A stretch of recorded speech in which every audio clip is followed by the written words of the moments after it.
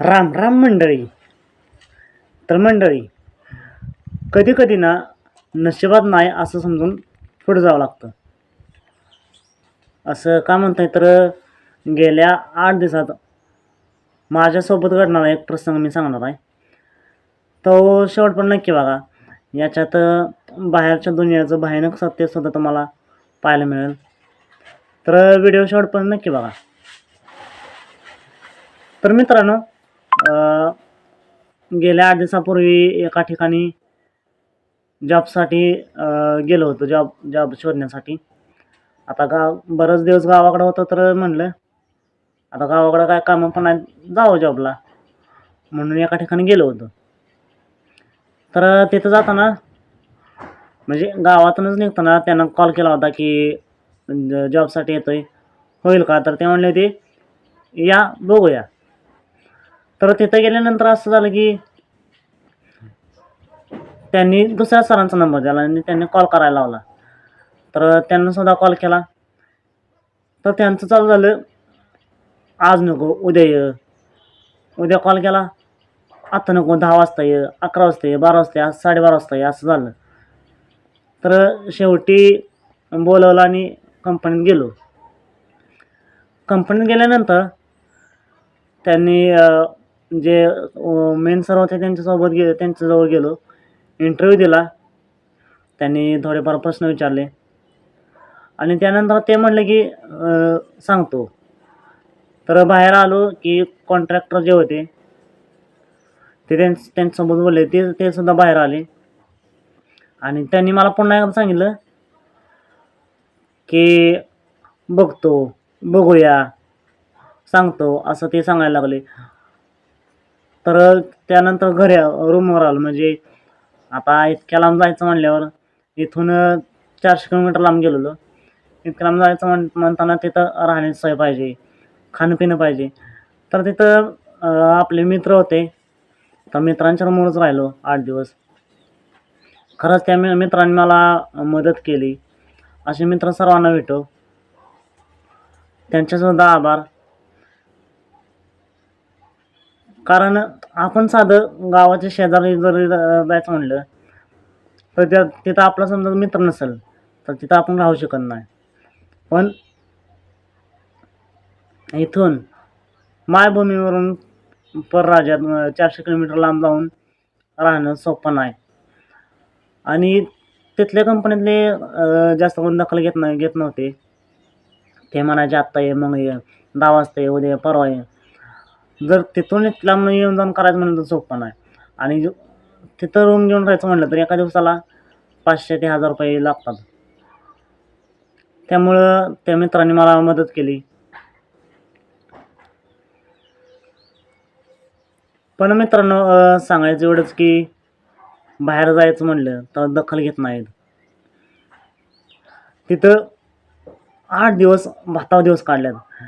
हे फक्त भाताचं महत्त्व जे बाहेर राहतात त्यांना माहिती आहे. कारण आपण गावाकडची माणसं, आपल्याला कालवण भाकरी, चपाती खायची सवय. आपण साधा भाताला हात पण लावत नाही. मित्र वैयक्तिक गावाकडे असताना भाताला हातसुद्धा लावत नाही. भात अजिबात आवडत नाही. पण तिथं नाईलाज असतं 8 दिवस भातावर दिवस काढलं. पण त्या कंपनीतल्यांना काय घेणं देणं नसतं. कुठून आला आहे, किती लांबून आला आहे, कुठं राहिला आहे, कसा राहिला आहे, काय खातोय काय नाही. फक्त कॉल केला की म्हणणार बघतो, सांगतो. सरांनी अजून मला काय बोललं नाही. सर सांगतील तेव्हा सांगतो, असं कारणं देतात. असा किस्सा. त्यानंतर मित्रांनो, मी सुरुवातीलाच म्हणलं होतं की कधी कधी नशिबात नाही असं समजून पुढं जावं लागतं. हे असं का? तर 8 दिवस रोज कंपनीत जात होतो, त्यांना कॉल करत होतो, पण काहीच होत नव्हतं. शेवटी मी निर्णय घेतला की इथं काय होणार नाही. आणि जर मी तिथं ते बघतो, सांगतो असं म्हणत होते, जर त्यांच्या वाट बघत बसलो, ते म्हणत होते वेट करावं लागतं, असंच वेट करत बसला असतो तर 8 दिवस गेले. 8चे कधी 15 दिवस महिना झाला असता सांगता येत नाही. कारण ते वैयक्तिक दखल घेत नाहीत. फक्त म्हणतात की सांगतो सांगू, म्हणून शेवटी मीच निर्णय घेतला. कारण मला जवळजवळ समजलं होतं की इथं काय काम होणार नाही. मग मी 8 दिवसानंतर सकाळी 6 वाजता निघालो. कारण आता एवढा 400 किलोमीटर प्रवास करायचं म्हणलं तर लवकर गाडी भेटल्या तर खरं, नाही तर कुठं पण म्हणजे अडकू शकतो. 6 वाजता निघालो. तर तिथून गावाकडे येण्याचा प्रवास चालू झाला. प्रवासातला अजून एक किस्सा तुम्हाला सांगतो. तर मित्रांनो, निम्मा प्रवास झाला होता आणि तिथून निम्मा पुढं प्रवास करायचा होता. त्यामुळं आम्ही एका ठिकाणी हॉटेलवर जेवायला थांबलो. जेवणाचा किस्सा सांगतो. तर मला एकतर जेवायला उशीर लागतो. तास तास कसा पण लागतोच.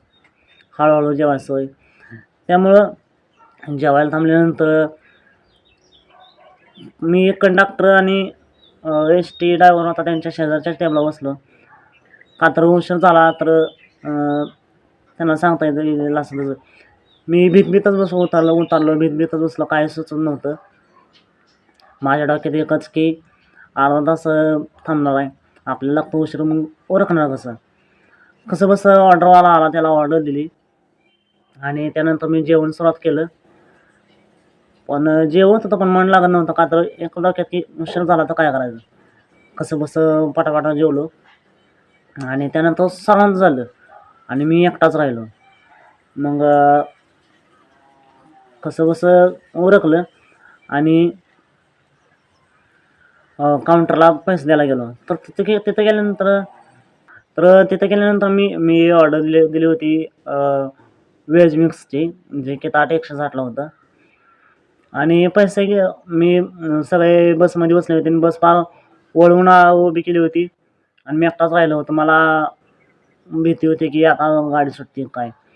मग पटापटा गेलो आणि तिथं डायरेक्ट ऑनलाईन केलं. ₹160 त्यांना विचारलं काय नाही, स्टार्ट केलं, दाखवलं, निघालो. तर त्यांनी तोपर्यंत जो ऑर्डर देणार होता त्याला बोलावून घेतलं आणि विचारलं यानं काय घेतलं आहे. तर त्यानं सांगितलं. तर मित्रांनो, तिथं असं झालं की ₹160 फक्त त्या व्हेज भाजीचं आणि आपण रोट्या घेईल ते वेगळंच. म्हणजे ₹160 मी केलं, पण त्यांनी मला परत बोलावून घेतलं आणि सांगितलं की ₹260 झालेत. काय ते ₹220 झाले, म्हणजे फक्त 3 रोट्यांचं ₹60. मला असा प्रश्न पडला आहे की ₹160 मध्ये आपण व्हेज मिक्स घेतलंय आणि त्याच्यासोबत रोटी नाही, भात नाही, काय नाही. आपल्याकडं साधारणतः आपण जी भाजी घेईल त्याच्यासोबत रोटी असते आणि भात वगैरे असतो, अशी डिश असते. पण तिथं असं नाही. फक्त व्हेज मिक्सची ₹160 आणि त्याच्यासोबत काय लिंबू कांदा दिला होता. मग मला असा प्रश्न पडला आहे की तुम्ही ₹160 ला फक्त व्हेज मिक्स देताय. मग ते काय मी प्यायचं का? त्याच्यासोबत रोटी-बिटी काय खायला नको का? असा हा किस्सा. तेव्हा गावाकडची आठवण झाली मित्रांनो.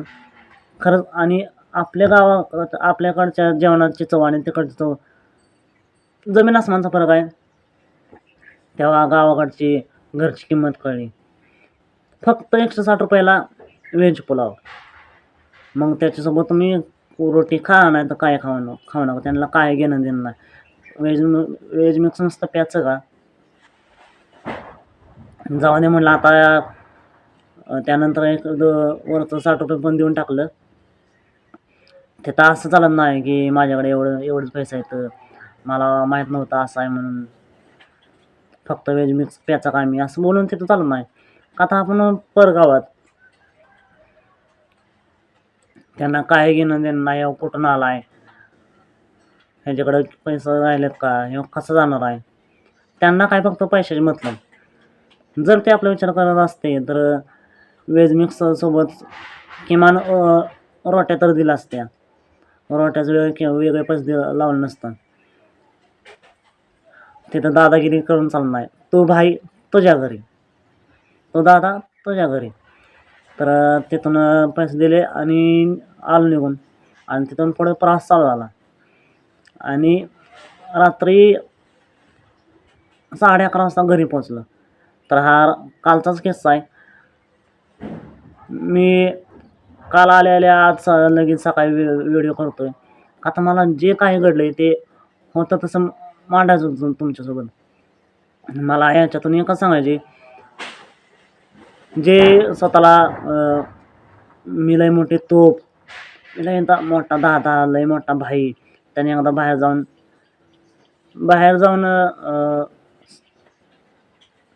बाहेर पडून बघा एकदा, मग समजेल आपण कुठं आहे, कोण आहे, आपली किंमत काय, सगळं समजेल. सगळी गाणी वाजतील पद्धतशीर. तर मित्रांनो एकच सांगायचे, गावाकडच्या तर मित्रांनो मी एकच सांगेन की बाहेर जाणं जसं म्हणजे जॉबसाठी तुम्ही बाहेर जाता तर ते जसं टाळता येईल तेवढं बघा. गावाकडंच एखादा व्यवसाय, उद्योगधंदा काही करा, स्वतःचं साम्राज्य निर्माण करा. कारण जे गावाकडं आहे ते बाहेर नाही. गावाकडं फक्त एवढंच की गावाकडच्या तरुणांना एवढंच वाटतं की गावाकडं पैसा नाही, पण गावाकडं जी सुख शांती समाधान आहे ना ते बाहेर नाही. पैसे काय आज आहे तर उद्या नाहीत. आता बघा की जाताना कसली भारी तब्येत होती माझी, 8 दिवस फक्त भात खाल्ला, 8 दिवस फक्त भातावर काढलं, तब्येत पार वाळून गेली.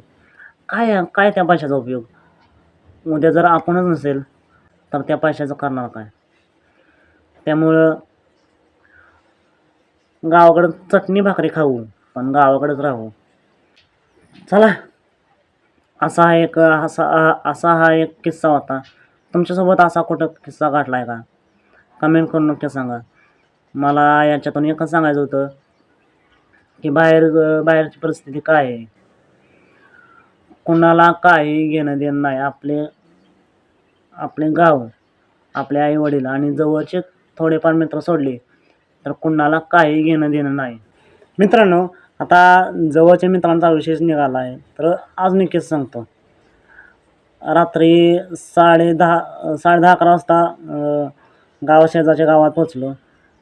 म्हणजे तिथून गाव 13 किलोमीटर राहिलं होतं, पण आता एवढं लांब जायचं, 13 किलोमीटर जायचं म्हणलं तर 10:30-11 वाजता, 11:30 वाजता गाडी नाही. मग तिथनं पुढं जायचं कसं? तर गावातल्या मित्रांना कॉल केला, तर मला नेण्यासाठी खास 2 गावातले मित्र आले. तर मला सांगायचं एवढंच की जर आपण बाहेर गेलो तर तिथंसुद्धा आपल्याला मदत करणार आहे, आपल्याला एकटं पडू न देणार आहे असे मित्रसुद्धा पाहिजे. आणि त्याच पद्धतीने मित्रांनो आपल्या गावाकडं सुद्धा असे मित्र सर्वांना भेटले पाहिजेत. तर त्या दोघांचेसुद्धा आभार. नाहीतर मला चालत यावं लागलं असतं 13 किलोमीटर. तर मित्रांनो असं आपल्याकडे थोडेसेच मित्र असावे, पण कधी पण संकटाच्या काळात उभं राहणारे मित्र असावे. 100 मित्र असून उपयोग नाही. तर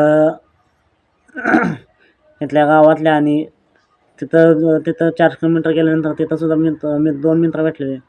त्या सर्वांचे आभार.